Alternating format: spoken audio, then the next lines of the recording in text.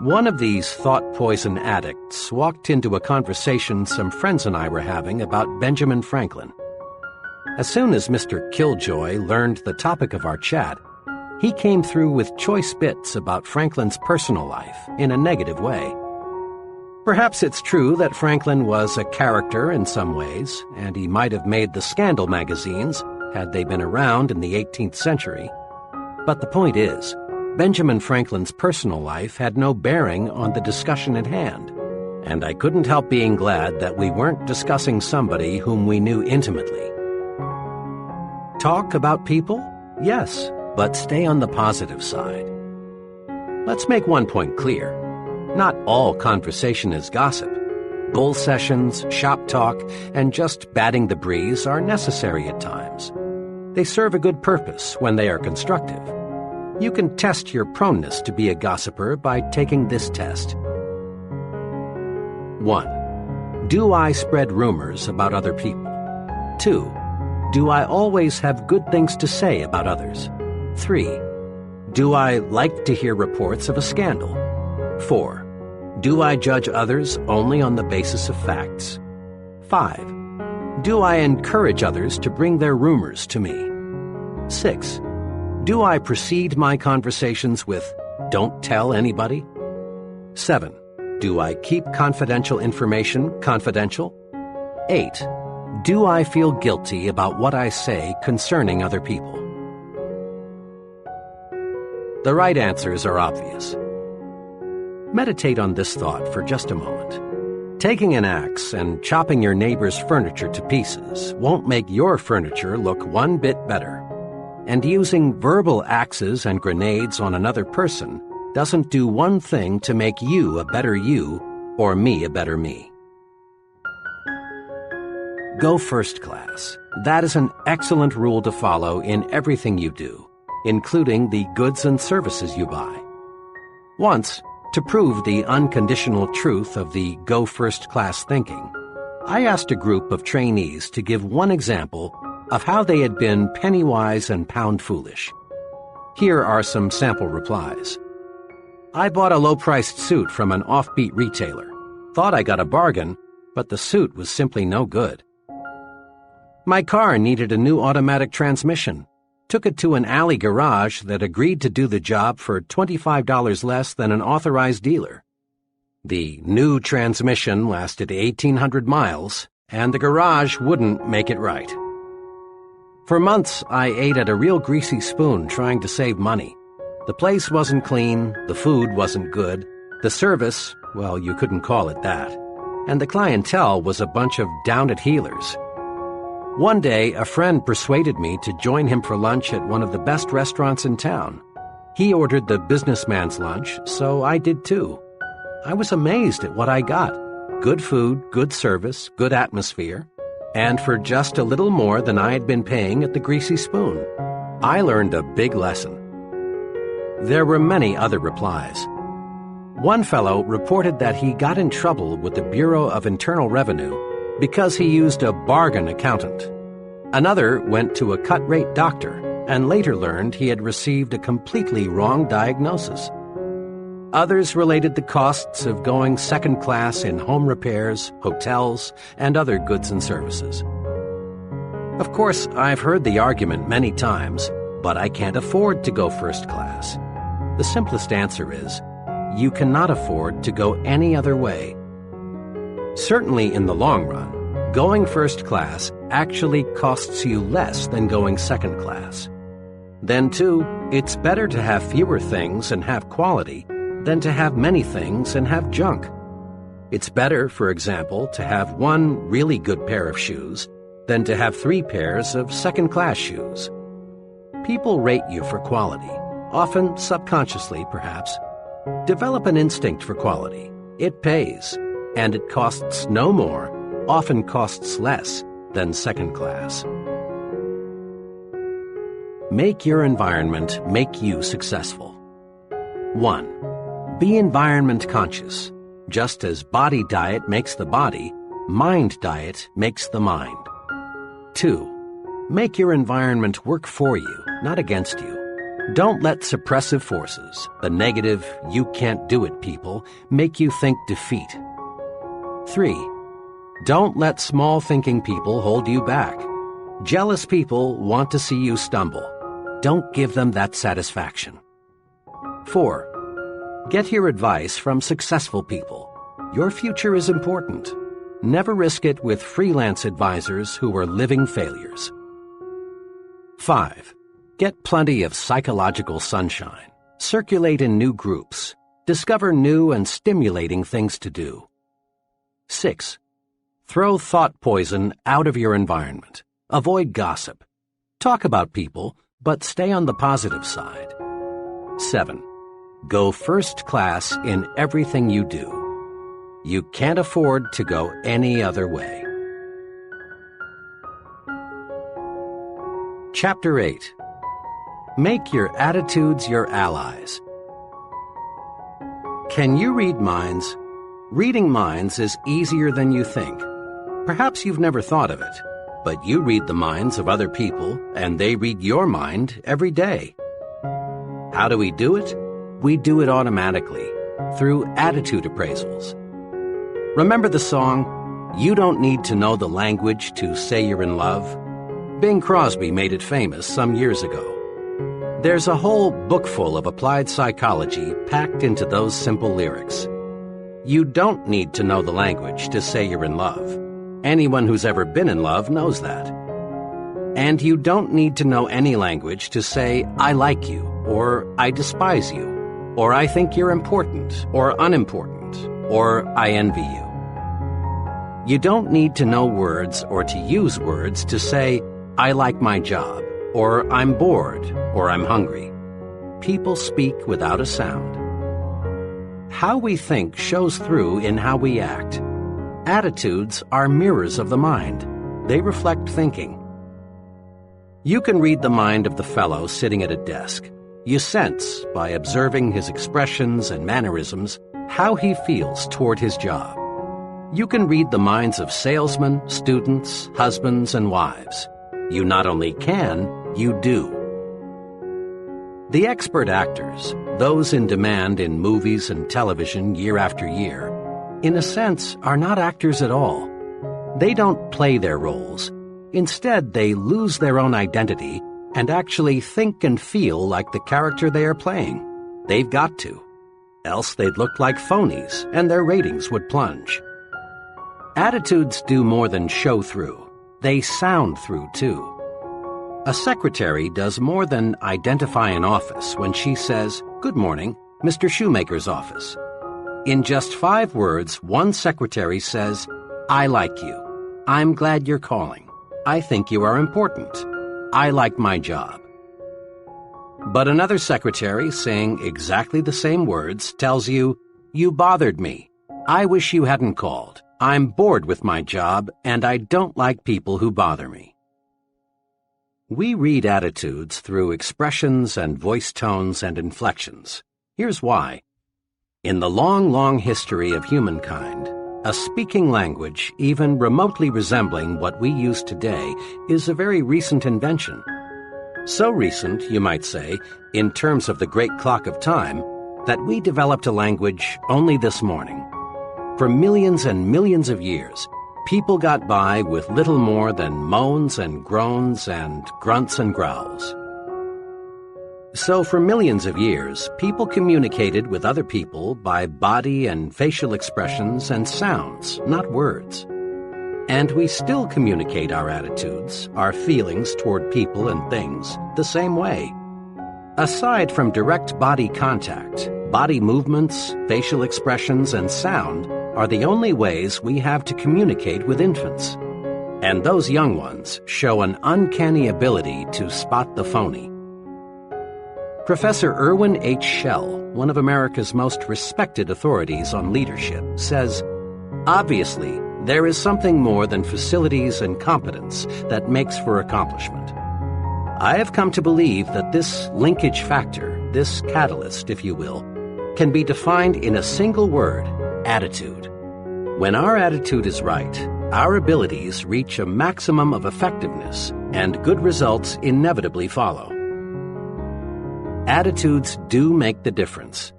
Salesmen with the right attitude beat their quotas. Students with the right attitude make A's. Right attitudes pave the way to really happy married life. Right attitudes make you effective in dealing with people, enable you to develop as a leader. Right attitudes win for you in every situation. Grow these 3 attitudes. Make them your allies in everything you do. 1. Grow the attitude of, I'm activated. 2. Grow the attitude of, you are important. 3. Grow the attitude of, service first. Now, let's see how. Years ago, when I was a college sophomore, I enrolled in an American history class. I remember the class vividly, not because I learned much about American history, but because, in an unusual way, I learned this basic principle of successful living. To activate others, you must first activate yourself. The history class was very large, and it was held in a fan-shaped auditorium. The professor, who was a middle-aged fellow and apparently well-educated, was nevertheless pathetically dull.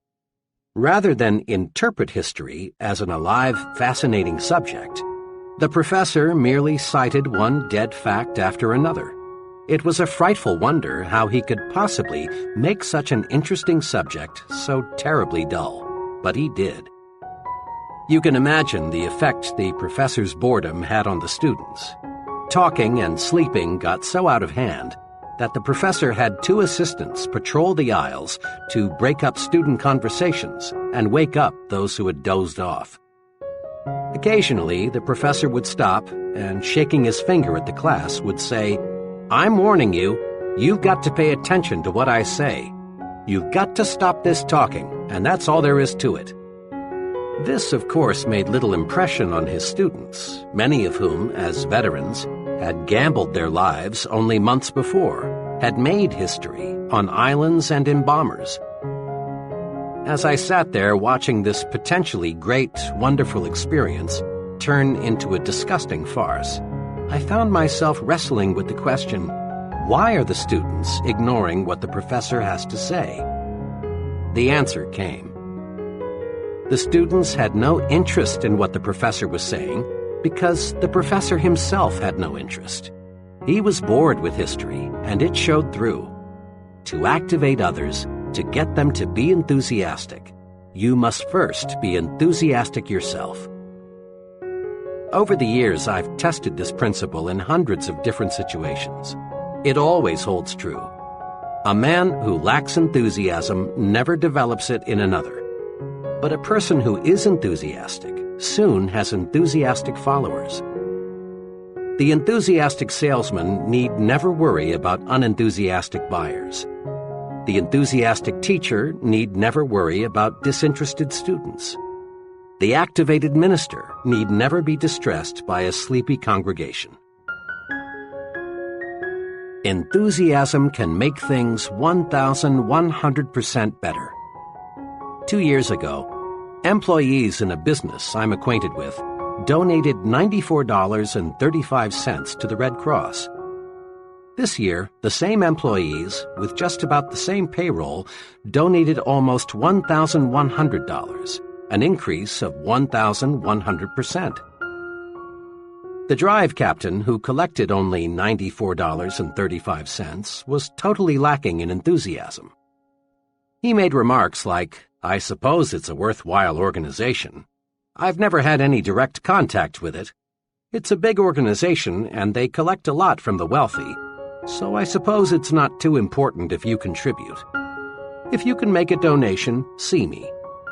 This fellow did nothing to inspire anyone to want to join the Red Cross and do it in a big way. This year's drive captain was a different sort. He had enthusiasm. He gave examples of case histories that showed how the Red Cross pitches in when disaster strikes. He showed how the Red Cross depends on donations from everyone.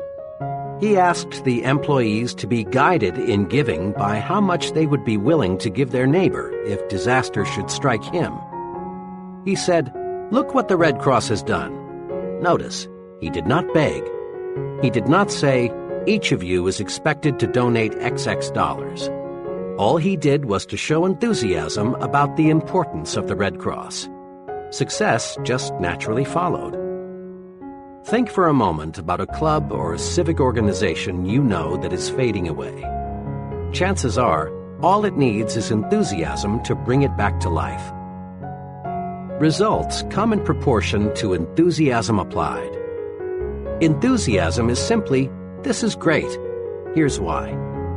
Here is a 3-step procedure that will help you to develop the power of enthusiasm. 1. Dig into it deeper.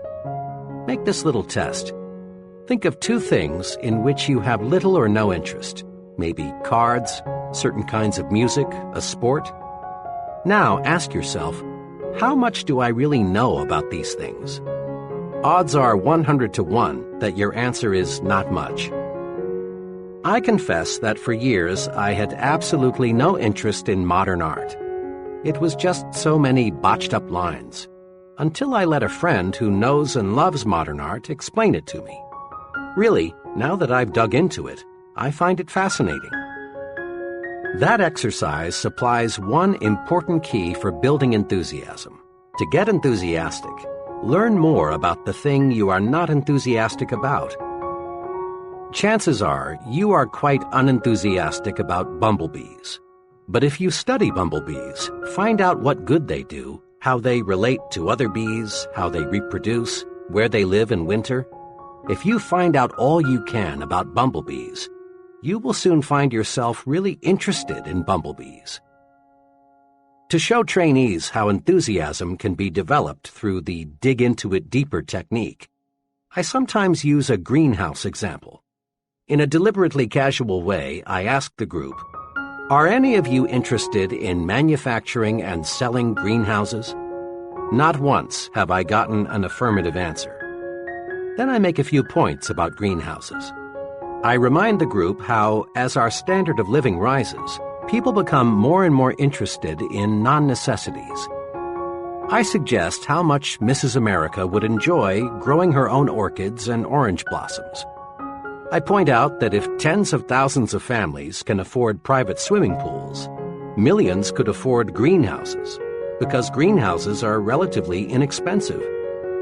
I show them that if you could sell a $600 greenhouse to only one family in 50, you'd develop a $600 million business in producing greenhouses, and perhaps a $250 million industry supplying plants and seeds. The only difficulty with this exercise is that the group, 10 minutes before completely cold about greenhouses, now is so enthusiastic they don't want to move on to the next subject. Use the dig into it deeper technique to develop enthusiasm toward other people. Find out all you can about another person, what he does, his family, his background, his ideas and ambitions, and you'll find your interest in and enthusiasm about him mounting. Keep digging, and you're certain to find some common interests. Keep digging, and you'll eventually discover a fascinating person. The dig into it deeper technique works also in developing enthusiasm toward new places. Several years ago, some young friends of mine decided to move from Detroit to a small town in mid-Florida. They sold their home, closed out their business connections, said goodbye to their friends, and were gone. 6 weeks later, they were back in Detroit. The reason had nothing to do with employment. Rather, as they put it, we just couldn't stand living in a small town. Besides, all our friends are in Detroit. We just had to come back. In later conversations with these people, I learned the real reason why they didn't like the small Florida city. During their short stay there, they had taken only a surface view of the community, its history, its plans for the future, its people. They moved their bodies to Florida, but left their minds in Detroit. I've talked with dozens of executives, engineers, and salesmen who have developed career trouble because their companies want to move them to another location, but they don't want to go. "I just can't see moving to Chicago, or San Francisco, or Atlanta, or New York, or Miami," is a remark spoken many times a day. There's one way to build enthusiasm toward a new location. Simply resolve to dig into the new community. Learn all you can about it. Mix with the people. Make yourself feel and think like a community citizen from the very first day. Do this, and you'll be enthusiastic about your new environment. Today, millions of Americans invest in corporate securities. But there are many millions more who have no interest at all in the stock market. That's because they are people who have not familiarized themselves with what the securities market is, how it operates, the day-to-day romance of American business. To get enthusiasm about anything, people, places, things, dig into it deeper. Dig into it deeper, and you'll develop enthusiasm. Put this principle to work next time you must do something you don't want to do. Put this principle to work next time you find yourself becoming bored. Just dig in deeper, and you dig up interest. 2. In everything you do, life it up. Enthusiasm, or lack of it, shows through in everything you do and say. Life up your handshaking. When you shake hands, shake. Make your hand clasp say, "I'm glad to know you. I am glad to see you again." A conservative, mouse-like handshake is worse than no handshake at all. It makes people think, this guy is more dead than alive. Try to find a highly successful person with a conservative handshake. You'll have to look a long, long time. Life up your smiles. Smile with your eyes. Nobody likes an artificial, pasted-on, rubbery smile. When you smile, smile. Show a few teeth. Maybe your teeth aren't attractive, but that's really unimportant. For when you smile, people don't see your teeth. They see a warm, enthusiastic personality, someone they like. Life up your thank yous. A routine, automatic thank you is almost like saying gleep gleep. It's just an expression. It says nothing. It doesn't accomplish results. Make your thank you mean thank you very much. Life up your talk. Dr. James F. Bender, the noted speech authority, in his excellent book, How to Talk Well, says, "Is your good morning really good? Are your congratulations enthusiastic? Does your how are you sound interested? When you make a habit of coloring your words with sincere feelings, you'll notice a great uptake in your ability to hold attention." People go along with the fellow who believes what he says. Say it with life. Put vitality into your speaking.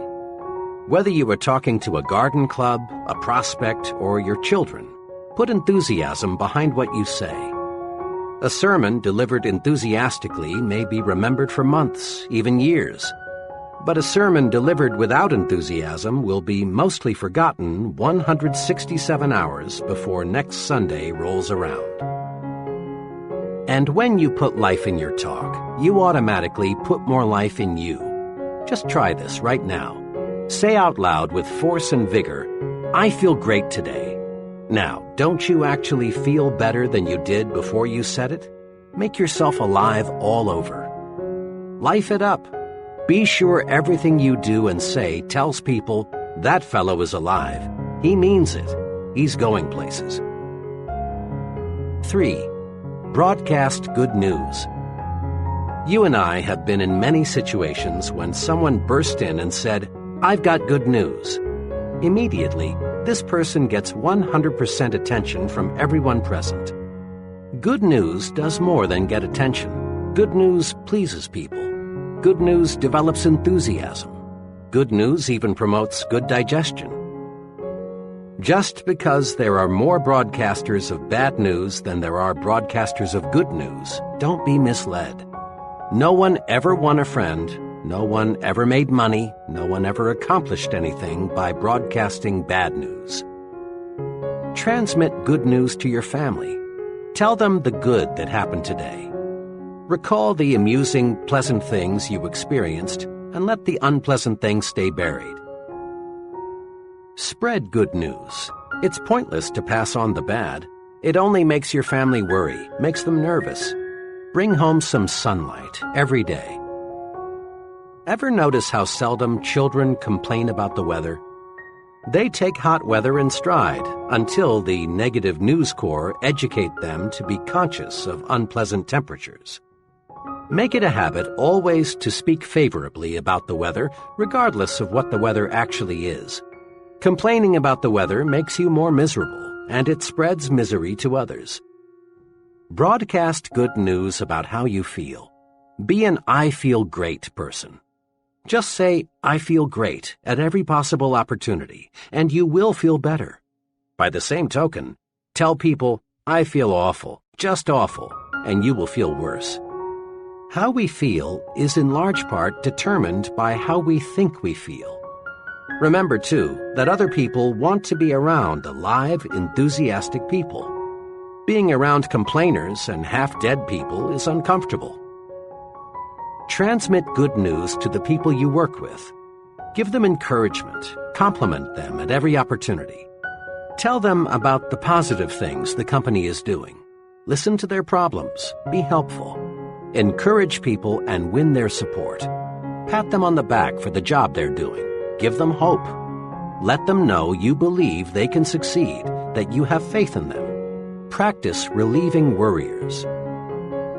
Make this little test regularly to keep you on the right track. Whenever you leave a person, ask yourself, does that person honestly feel better because he has talked with me? This self-training device works.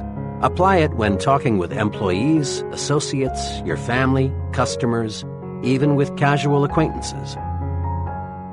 A salesman friend is a real good news broadcaster. He calls on his customers every month and always makes it a rule to have some good news to pass along. Examples.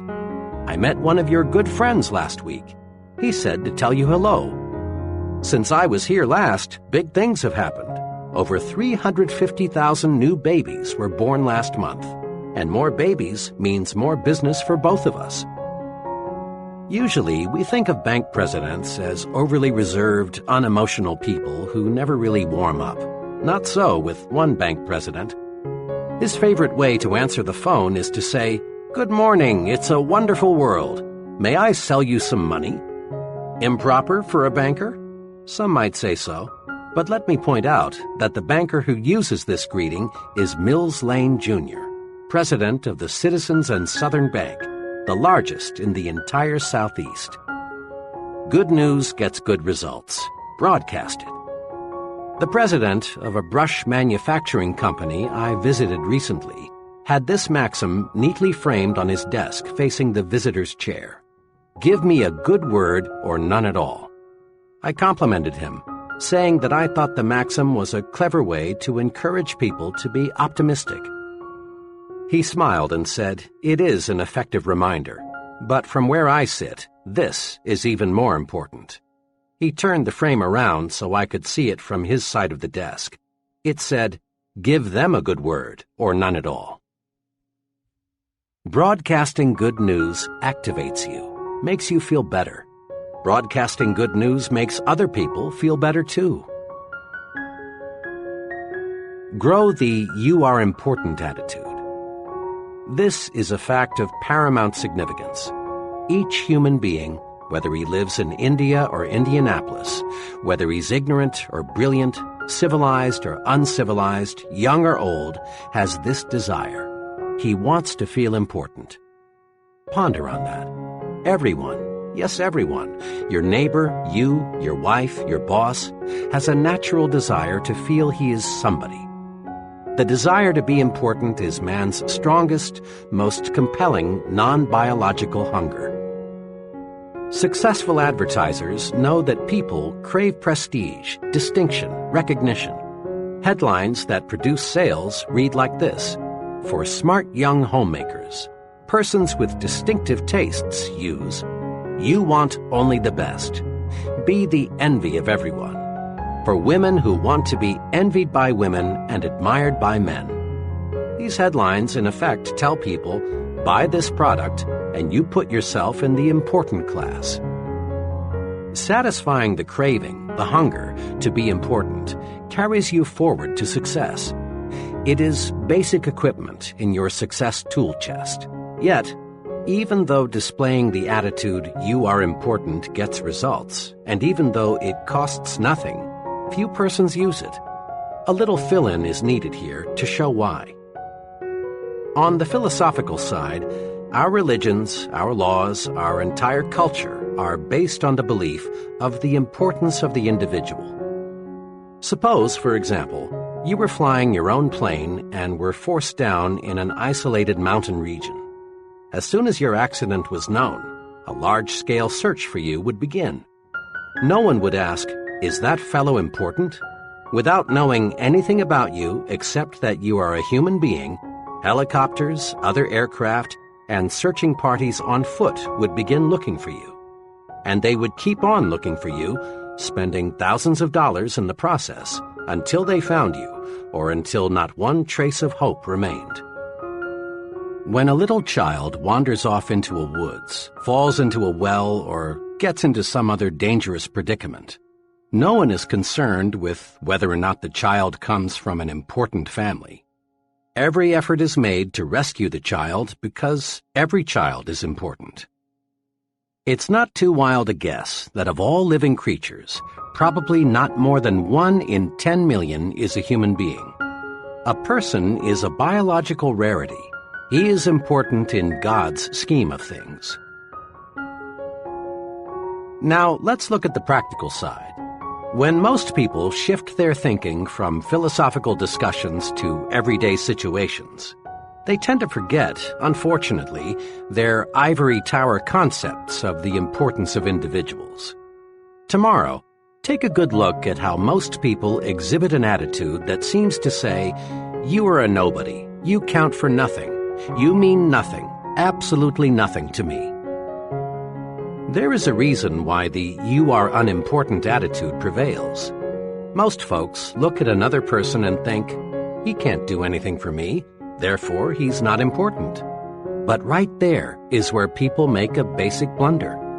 The other person, regardless of his status or his income, is important to you, and for 2 giant dollars and cents reasons. First, people do more for you when you make them feel important. Years ago, in Detroit, I rode a certain bus to work each morning. The driver was an old grump. Dozens, maybe hundreds of times, I saw this driver pull away from the curb when a wildly waving, shouting, and running passenger was just a second or two from the door. Over a period of several months, I saw this driver show special courtesy to only one passenger, and this passenger was shown special courtesy many times. The driver would wait for this passenger. And why? Because this passenger went out of his way to make the driver feel important. Every morning he greeted the driver with a personalized, sincere, "Good morning, sir." Sometimes this passenger would sit near the driver and make little comments like, "You sure have a lot of responsibility. It must take nerves of steel to drive through traffic like this every day. You sure keep this thing on schedule." That passenger made the driver feel as important as if he were piloting a 180-passenger jet airliner. And the driver, in return, showed special courtesy to the passenger. It pays to make little people feel like big people. Today, in thousands of offices all over America, secretaries are helping salesmen make sales or lose sales, depending on how the salesman has treated them. Make someone feel important and he cares about you. And when he cares about you, he does more for you. Customers will buy more from you, employees will work harder for you, associates will go out of their way to cooperate with you, your boss will do more to help you if you will only make these people feel important. It pays to make big people feel even bigger. The big thinker always adds value to people by visualizing them at their best. Because he thinks big about people, he gets their best out of them. Here's the second giant reason for making others feel important. When you help others feel important, you help yourself feel important too. One of the elevator operators who carried me up and down for several months had the look of complete unimportance written all over. She was 50-ish, unattractive, and certainly uninspired in her work. It was obvious that her longing to be important was completely unfulfilled. She was one of the millions of people who live for months at a time without ever being given a reason to believe that someone notices them or cares about them. One morning, shortly after I became one of her regular uppers and downers, I noticed that she had had her hair redone. It was nothing fancy. It was obviously a homemade job. But it had been cut, and it did look better. So I said, "Miss S." Note, I had learned her name. "I do like what you've done to your hair. It really looks fine." She blushed, said, "Thank you, sir," and nearly missed her next stop. She appreciated the compliment. Next morning, lo and behold, when I stepped into the elevator, I heard, "Good morning, Dr. Schwartz." Not one time before had I heard this operator address anyone by name. And in the remaining months that I had an office in the building, I never heard anyone called by name except me. I had made the operator feel important. I had sincerely complimented her and called her by name. I had made her feel important. Now she was repaying me by making me feel important. Let's not kid ourselves. People who do not have a deep-down feeling of self-importance are slated for mediocrity. Again and again, this point must be driven home. You must feel important to succeed.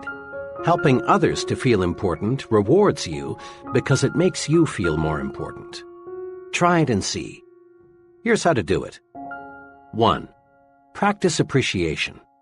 Make it a rule to let others know you appreciate what they do for you. Never, never let anyone feel he is taken for granted. Practice appreciation with a warm, sincere smile. A smile lets others know you notice them and feel kindly toward them. Practice appreciation by letting others know how you depend on them. An earnest, "Jim, I don't know what we'd do without you" type of remark makes people feel necessary. And when they feel necessary, they do increasingly better work. Practice appreciation with honest, personalized compliments. People thrive on compliments. Whether 2 or 20, 9 or 90, a person craves praise. He wants to be assured that he's doing a good job, that he is important. Don't feel that you should hand out praise only for big accomplishments. Compliment people on little things: their appearance, the way they do their routine work, their ideas, their loyal efforts. Praise by writing personal notes, complimenting people you know on their achievements. Make a special phone call or a special trip to see them. Don't waste time or mental energy trying to classify people as very important persons, or unimportant persons. Make no exceptions. A person, whether he is garbage collector or company vice president, is important to you. Treating someone as second class never gets you first-class results. 2. Practice calling people by their names. Every year, shrewd manufacturers sell more briefcases, pencils, Bibles, and hundreds of other items just by putting the buyer's name on the product. People like to be called by name. It gives everyone a boost to be addressed by name. 2 special things you must remember: pronounce the name correctly and spell it correctly. If you mispronounce or misspell someone's name, that person feels that you feel he is unimportant. And here's one special reminder. When talking with people you don't know well, add the appropriate title: Miss, Mr., or Mrs. The office boy prefers Mr. Jones to just Jones. So does your junior assistant. So do people at every level. These little titles help tremendously to make people feel important. 3. Don't hog glory. Invest it instead. Just recently, I was a guest at an all-day sales convention. After dinner that evening, the vice president in charge of sales for the company passed out awards to the 2 district managers, a man and a woman, whose sales organizations had attained the best records for the year just ended. Then the vice president asked those district managers to take 15 minutes to tell the entire group how their organizations did so exceptionally well. The first district manager, who I later learned had been appointed a manager only 3 months before and was therefore only partially responsible for his organization's record, got up and explained how he did it. He conveyed the impression that his efforts, and his efforts alone, caused the sales increase. Remarks such as, "When I took over, I did such and such. Things were in a mess, but I cleared them up. It wasn't easy, but I just grabbed hold of the situation and wouldn't let go," characterized his talk. As he talked, I could see the increasing resentment gathering in the faces of his salesmen. They were being ignored for the sake of the district manager's personal glory. Their hard work, which was responsible for the sales increase, was completely unrecognized. Then the second district manager got up to make her short talk. But this lady used an entirely different approach. First, she explained that the reason for her organization's success was the wholehearted effort of her sales force. Then she asked each one to stand and paid a sincere personal compliment to each for his or her efforts. Note this difference. The first manager squandered the vice president's praise entirely on himself. In doing so, he offended his own people. His sales force was demoralized. The second passed the praise on to her sales force, where it could do more good. This manager knew that praise, like money, can be invested to pay dividends. She knew that passing the credit on to her salespeople would make them work even harder next year. Remember, praise is power. Invest the praise you receive from your superior. Pass praise on down to your subordinates, where it will encourage still greater performance. When you share praise, your subordinates know you sincerely appreciate their value. Here's a daily exercise that pays off surprisingly well. Ask yourself every day, what can I do today to make my wife and family happy? This may seem almost too simple, but it is amazingly effective. One evening, as part of a sales training program, I was discussing building the home environment for selling success.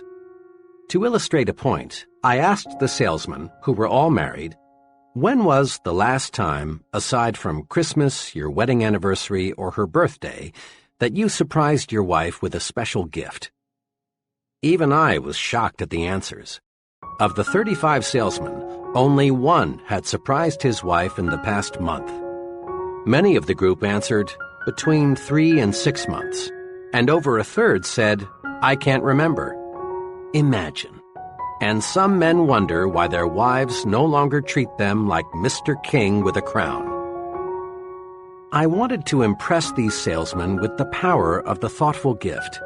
The next evening, I arranged to have a florist appear just before the close of the session. I introduced him and leveled with them. I want each of you to discover what a little unexpected remembrance will do to build a better home environment. I've arranged with the florist for each of you to get a fine, long-stemmed red rose for just 50 cents.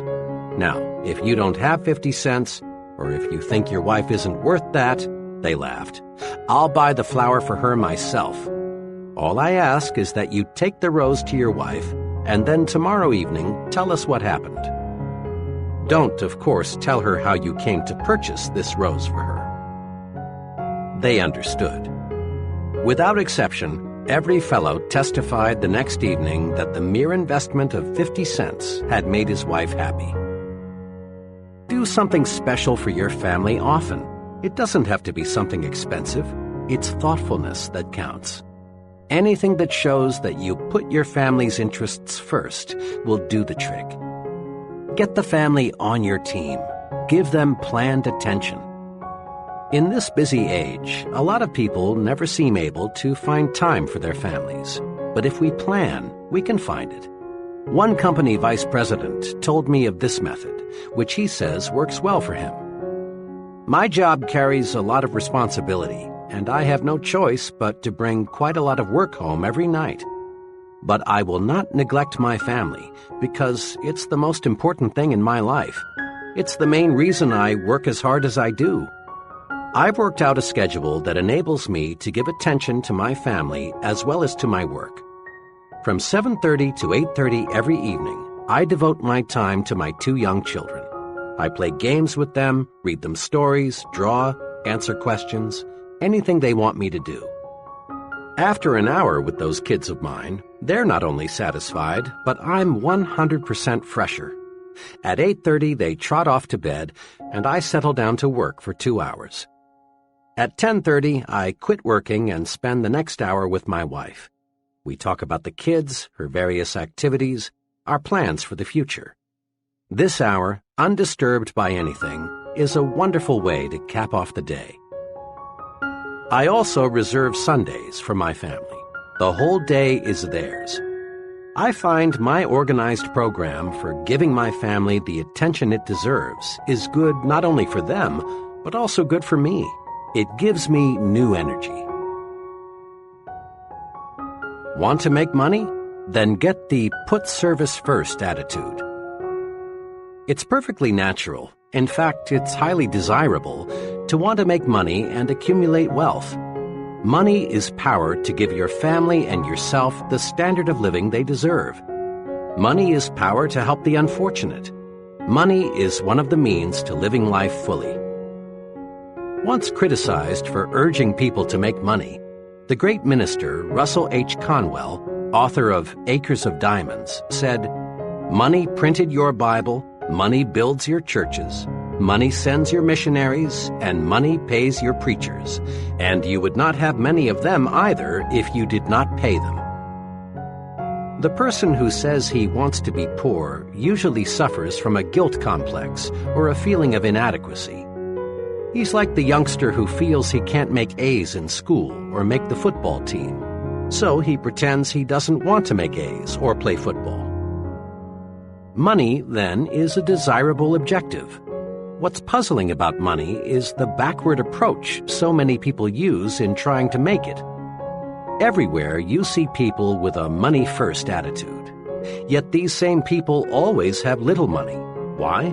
Simply this. People with a money-first attitude become so money-conscious that they forget money can't be harvested unless they plant the seeds that grow the money. And the seed of money is service. That's why put service first is an attitude that creates wealth. Put service first, and money takes care of itself. One summer evening, I was traveling by car through Cincinnati. It was time for a gas-up. I stopped at an ordinary-looking but surprisingly busy service station. 4 minutes later, I knew why this particular service station was so popular. After filling my car with gasoline, checking under the hood, and cleaning the outside of my windshield, the attendant walked around to my side of the car and said, "Pardon me, sir, it's been a dusty day. Let me clean the inside of your windshield." Quickly and efficiently, he did a thorough job of cleaning the inside of my windshield, something not one service station attendant in 100 ever does. This little special service did more than improve my night visibility, and it improved a lot. It made me remember this station. It so happened that I made 8 trips through Cincinnati during the next 3 months. Each time, of course, I stopped at this station, and each time I got more service than I expected to get. Interesting, too, was the fact that each time I stopped, once it was 4 a.m., there were other automobiles filling up also. In all, I probably purchased about 100 gallons of gasoline from this station. The first time I stopped, the attendant could have thought to himself, "This guy is from out of state. Odds are 20 to 1 that he'll never be back. Why do more than give him the routine treatment? He's only a one-time customer." But the attendants in that station didn't think that way. They put service first, and that's why they were busy pumping gasoline while other stations looked almost deserted. If the gasoline was any better than a dozen other brands, I didn't notice it, and the price was competitive. The difference was service, and it was obvious that service was paying off in profits. When the attendant on my first visit cleaned the inside of my windshield, he planted a money seed. Put service first, and money takes care of itself, always. the put service first attitude pays off in all situations. In one of my first jobs, I worked closely with another young fellow, whom I'll call F.H. F.H. was like many persons you know. He was preoccupied with why he needed more money instead of being preoccupied with ways to make money. Each week, F.H. spent hours of company time working on his personal budget problems. His favorite topic of conversation was, "I'm the most underpaid man here. Let me tell you why." F.H. had the not uncommon attitude of, "This is a big company. It's netting millions. It's paying a lot of people big salaries, so it ought to pay me more, too." F.H. had been passed over several times for pay increases. Finally, one day he decided that it was high time he went in there and demanded more money. About 30 minutes later, F.H. was back, all heated up. His expression made it obvious that next month's check would look exactly like this month's check. Immediately, F.H. began to let go. Boy, am I mad. What do you suppose the old man said when I told him I wanted more money? He had the gall to ask me, "Why do you believe you are justified in asking for an increase?" I gave him plenty of reasons, F.H. went on. I told him I'd been passed over when others around here were getting pay raises. I told him my bills are getting larger and my paycheck isn't. And I told him that I do everything around here they ask me to do. Can you beat that? I need a raise, but instead of paying me more, they give out raises to other guys around here who don't need it half as much as I do. Why, the way he acted, F.H. continued, you'd think I was asking for charity. All he would say is, "When your record shows that you deserve more money, you'll get more money." Sure, I could do a better job if they paid me for it, but only a fool does something he isn't paid for. F.H. is an example of the breed that is blind to the how of making money. His last remark sums up his mistake.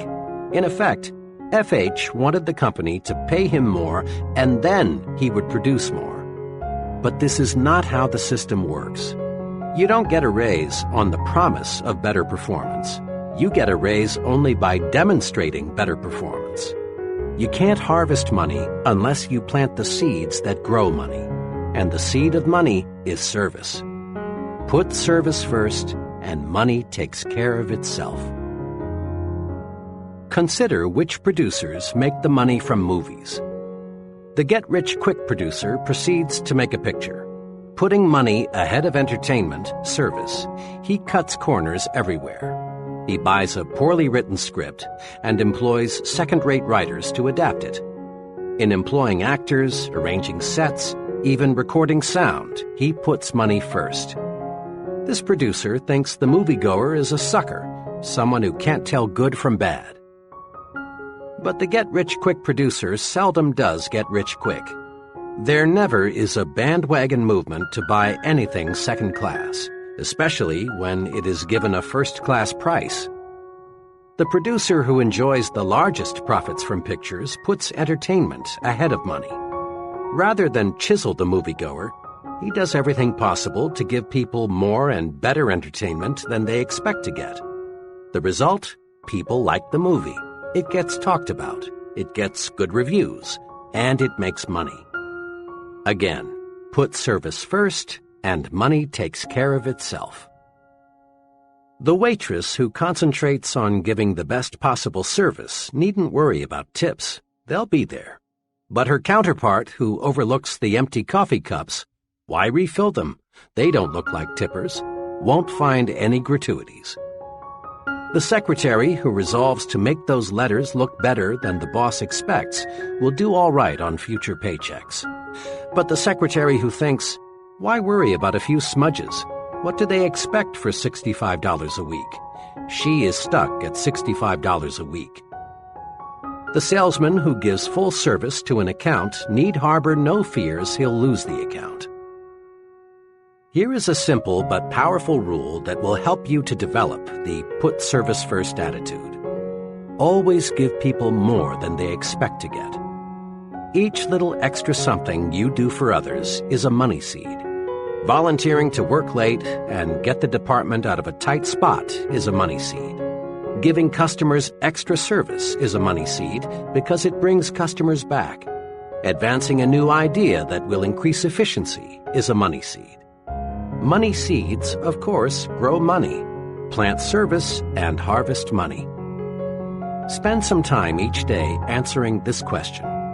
How can I give more than is expected of me? Then apply the answers. Put service first, and money takes care of itself. In quick recap, grow attitudes that will carry you forward to success. 1. Grow the I'm activated attitude. Results come in proportion to the enthusiasm invested. 3 things to do to activate yourself are: dig into it deeper. When you find yourself uninterested in something, dig in and learn more about it. This sets off enthusiasm. Life up everything about you. Your smile, your handshake, your talk, even your walk. Act alive. Broadcast good news. No one ever accomplished anything positive telling bad news. 2.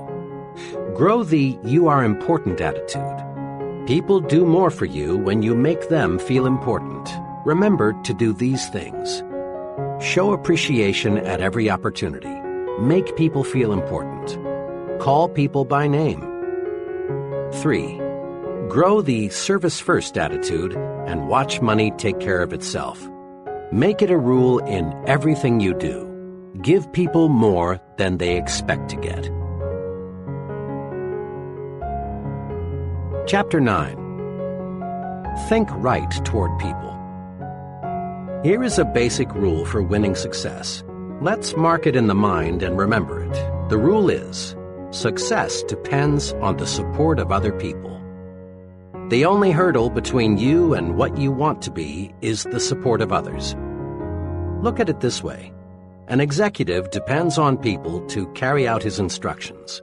If they don't, the company president will fire the executive, not the employees. A salesman depends on people to buy his product. If they don't, the salesman fails. Likewise, a college dean depends on professors to carry forward his educational program. A politician depends on voters to elect him. A writer depends on people to read what he writes. A chain store magnate got to be a chain store magnate because employees accepted his leadership and consumers accepted his merchandising program. There were times in history when a person could gain a position of authority through force and hold it with force and/or threats of force. In those days, a man either cooperated with the leader or risked literally losing his head. But today, remember, a person either supports you willingly or he doesn't support you at all. Now it's time to ask, granted, I depend on others in order to achieve the success I want. But what must I do to get these people to support me and accept my leadership? The answer, wrapped up in one phrase, is think right toward people. Think right toward people, and they will like and support you. This chapter shows how.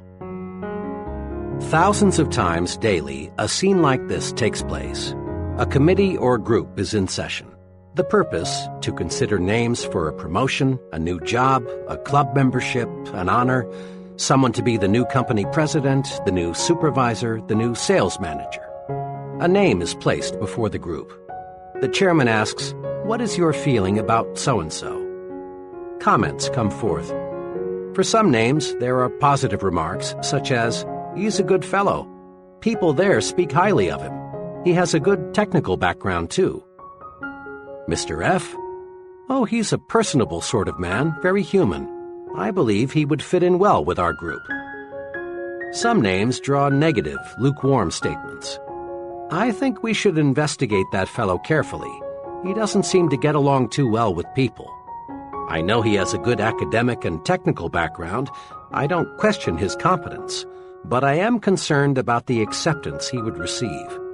He doesn't command much respect from people." Now, here is an exceptionally important observation. In at least 9 cases out of 10, the likability factor is the first thing mentioned.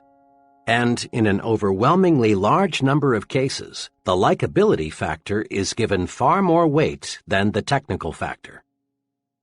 This holds true even in selecting scholars for university professorships. In my own academic experience, I've sat in on a considerable number of occasions when names for new faculty personnel were under question. When a name came up, the group would weigh most carefully thoughts such as, will he fit in? Will students like him? Will he cooperate with others on the staff? Unfair? Unacademic? No.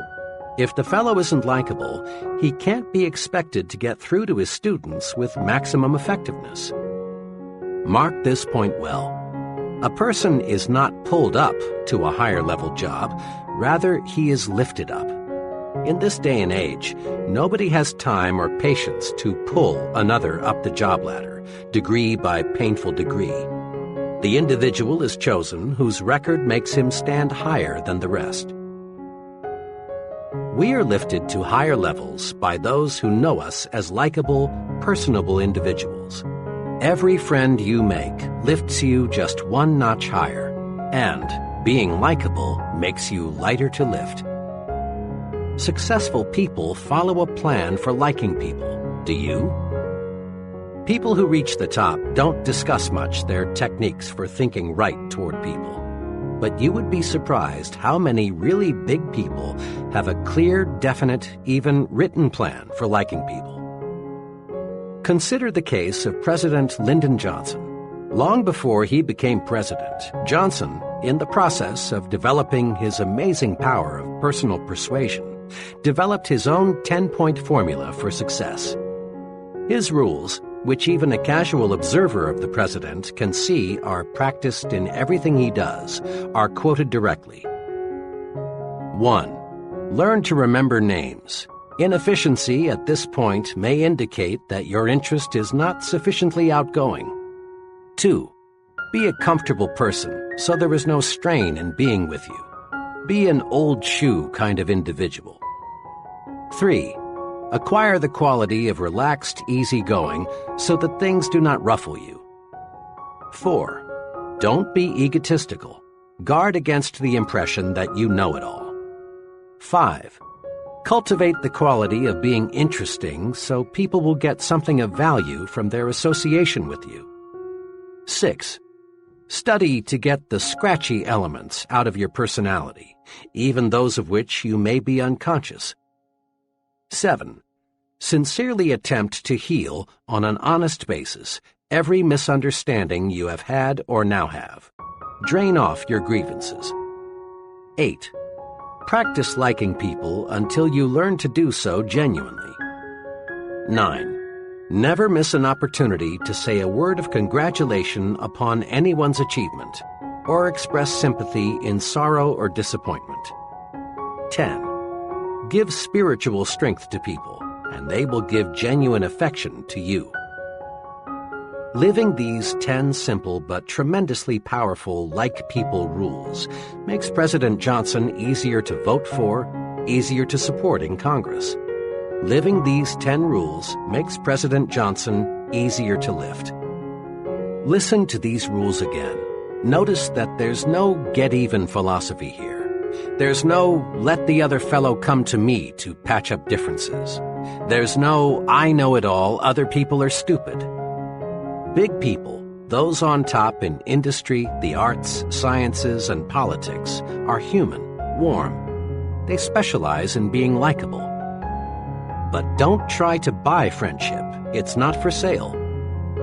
Giving gifts is a wonderful practice if the gift is backed up with genuine sincerity, a liking to give, and liking for the person to whom it is given. But without real sincerity, the gift is often regarded as nothing more than a payoff or a bribe. Last year, just a few days before Christmas, I was in the office of the president of a medium-sized trucking firm. Just as I was about to leave, in marched a delivery man with a gift of liquid refreshment from a local tire recapping firm. My friend was obviously provoked, and with a certain amount of chill in his voice, asked the delivery man to return the gift to its sender. After the delivery man left, my friend hastened to explain to me, "Don't misunderstand. I like to give gifts, and I like to get them." Then he named a number of gifts he had already received from business friends that Christmas. "But," he went on, "when the gift is just an attempt to get my business, an obvious bribe, I don't want it. I quit doing business with that firm 3 months ago because their work isn't what it should be, and I don't like the employees. But their salesman keeps on calling. What burns me," he continued, "is that last week that same blank salesman was in here and had the gall to say, 'I sure would like to get your business back. I'm going to tell Santa to be real good to you this year.' If I hadn't sent their booze back, the first thing that so-and-so would have said to me next time he's in is, 'I'll bet you enjoyed our gift, didn't you?' Friendship can't be bought, and when we try, we lose in 2 ways. 1, we waste money. 2, we create contempt. Take the initiative in building friendships. Leaders always do. It's easy and natural for us to tell ourselves, let him make the first move. Let them call us. Let her speak first. It's easy, too, virtually, to ignore other people. Yes, it's easy and natural, but it isn't right thinking toward people. If you follow the rule of letting the other person build the foundation for friendship, you may not have many friends. Actually, it's a mark of real leadership to take the lead in getting to know people. Next time you are in a large group, observe something very significant. The most important person present is the one person most active in introducing himself. It's always a big person who walks up to you, offers his hand, and says, "Hello, I'm Jack R." Digest this observation for a moment, and you'll discover the reason the fellow is important is that he works at building friendships. Think right toward people. As a friend of mine expresses it, I may not be very important to him, but he's important to me. That's why I've got to get to know him. Have you ever noticed how people freeze while waiting for elevators? Unless they are with someone they know, most folks never say anything to the person standing beside them. One day, I resolved to do a little experimenting. I resolved to say something to the stranger who was waiting as I was. I kept track of his reaction 25 consecutive times, and 25 times I got back a positive, friendly response. Now, talking to strangers may not be very urbane, but most people like it nevertheless. And here is the big payoff. When you make a pleasant remark to a stranger, you make him feel 1 degree better. This makes you feel better and helps you relax. Every time you say something pleasant to another person, you compensate yourself. It's like warming up your automobile on a cold morning. Here are 6 ways to win friends by exercising just a little initiative. 1. Introduce yourself to others at every possible opportunity, at parties, meetings, on airplanes, at work, everywhere. 2. Be sure the other person gets your name straight. 3. Be sure you can pronounce the other person's name the way he pronounces it. 4. Write down the other person's name and be mighty sure you have it spelled correctly. People have a fetish about the correct spelling of their own names. If possible, get his address and phone number also. 5. Drop a personal note or make a phone call to the new friends you feel you want to know better. This is an important point. Most successful people follow through on new friends with a letter or a phone call. 6. And last but not least, say pleasant things to strangers. It warms you up and gets you ready for the task ahead. Putting these 6 rules to work is really thinking right about people. To be sure, it is not the way the average person thinks. Mr. Average never takes the initiative in making introductions. He waits for the other person to introduce himself first. Take the initiative. Be like the successful. Go out of your way to meet people. And don't be timid. Don't be afraid to be unusual. Find out who the other person is and be sure he knows who you are. Recently, an associate and I were retained to do a preliminary screening of an applicant for an industrial sales job. We found the applicant, whom we'll call Ted, to have some good qualifications. He was exceptionally intelligent, made a fine appearance, and seemed to have a lot of ambition. But we found something that forced us to disqualify him, at least temporarily. Ted's big limitation was this: he expected perfection in other people. Ted was annoyed by many little things, like mistakes in grammar, people who were messy with cigarettes, people who had bad taste in clothes, and so on. Ted was surprised to learn this fact about himself, but he was eager to get into higher-paying work, and he asked whether there was anything we could tell him to help overcome his weakness. We made 3 suggestions. 1. Recognize the fact that no person is perfect. Some people are more nearly perfect than others, but no man is absolutely perfect. The most human quality about human beings is that they make mistakes, all kinds of them. 2. Recognize the fact that the other fellow has a right to be different. Never play God about anything. Never dislike people because their habits are different from your own, or because they prefer different clothes, religion, parties, or automobiles. You don't have to approve of what another fellow does, but you must not dislike him for doing it. 3. Don't be a reformer. Put a little more live and let live into your philosophy. Most people intensely dislike being told you're wrong. You have a right to your own opinion, but sometimes it's better to keep it to yourself. Ted conscientiously applied these suggestions. A few months later, he had a fresh outlook. He now accepts people for what they are, neither 100% good nor 100% bad. Besides, he says, the things that used to annoy the heck out of me, I now find amusing.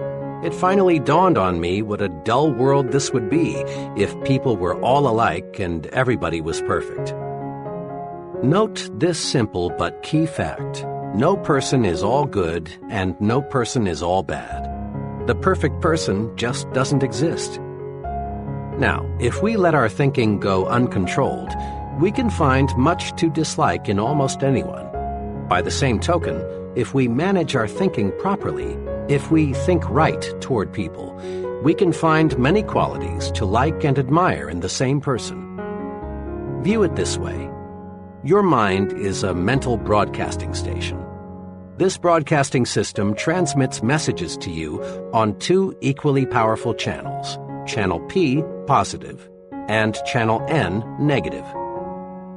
Let's see how your broadcasting system works. Suppose that today your business superior, we'll call him Mr. Jacobs, called you into his office and reviewed your work with you. He complimented you on your work, but he also made some specific suggestions on how you can do it better. Tonight, it's only natural for you to recall the incident and do some thinking about it.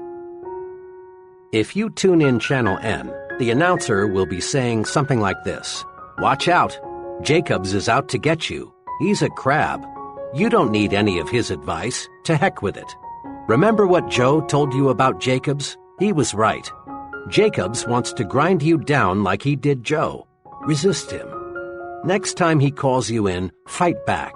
Better still, don't wait. Tomorrow, go in and ask him just what he really meant by his criticism."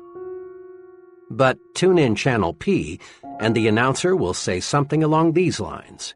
"You know, Mr. Jacobs is a pretty good fellow. Those suggestions he made to me seem pretty sound. If I put them to use, I can probably do a better job and position myself for an increase. The old boy did me a favor. Tomorrow I'll go in and thank him for his constructive help. Bill was right. Jacobs is a good man to work with." In this specific case, if you listen to Channel N, you're almost certain to make some bad, perhaps fatal mistake in your relations with your superior.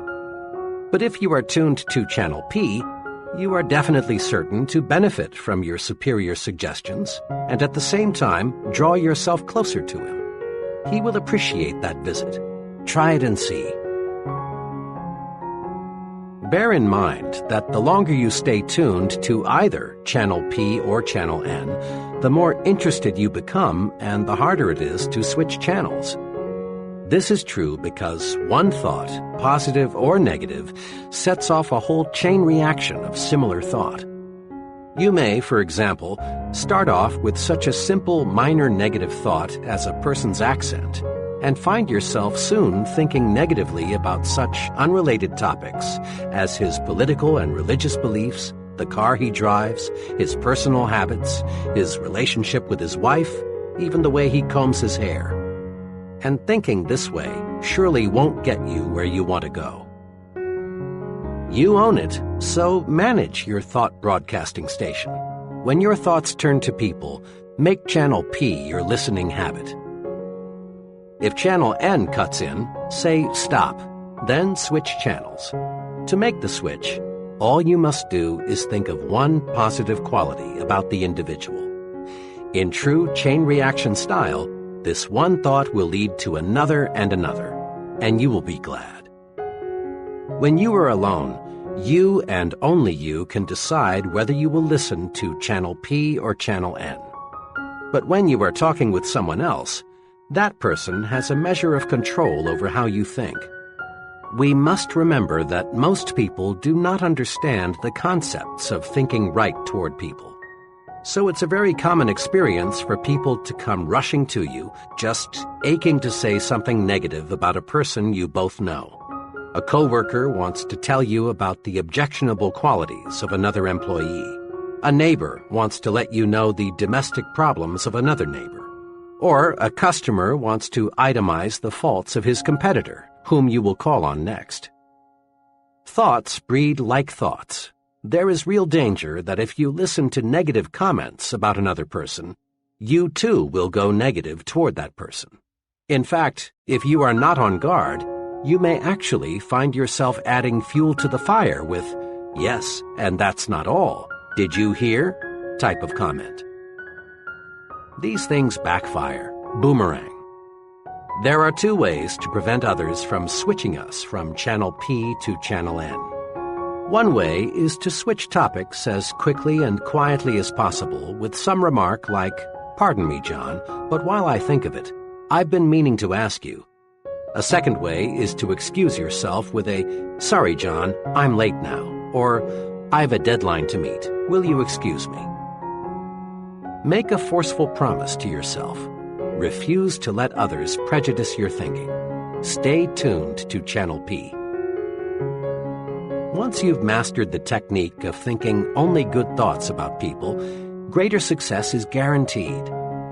Let me tell you what an unusually successful insurance salesman told me about how thinking good thoughts about people pays off for him. "When I first got in the insurance business," he began, "the going was tough, believe me. At first, it seemed there were about as many competing agents as there were prospects. And I soon learned what all insurance men know, that 9 prospects out of 10 firmly believe they don't need any more insurance. I'm doing well, but let me tell you, it's not because I know a lot about the technical side of insurance. That's important, don't misunderstand me. But there are men trying to sell insurance who know policies and contracts better than I. In fact, I know one man who wrote a book about insurance, but he couldn't sell a policy to a man who knew he had only 5 days to live. My success," he continued, "is based on one thing. I really like the guy I'm selling. Let me say again, I really like him. Some of my fellow salesmen try to pretend they like the other fellow, but this won't work. You can't even fool a dog. Your mannerisms, eyes, facial expressions, all spell PHONY when you pretend.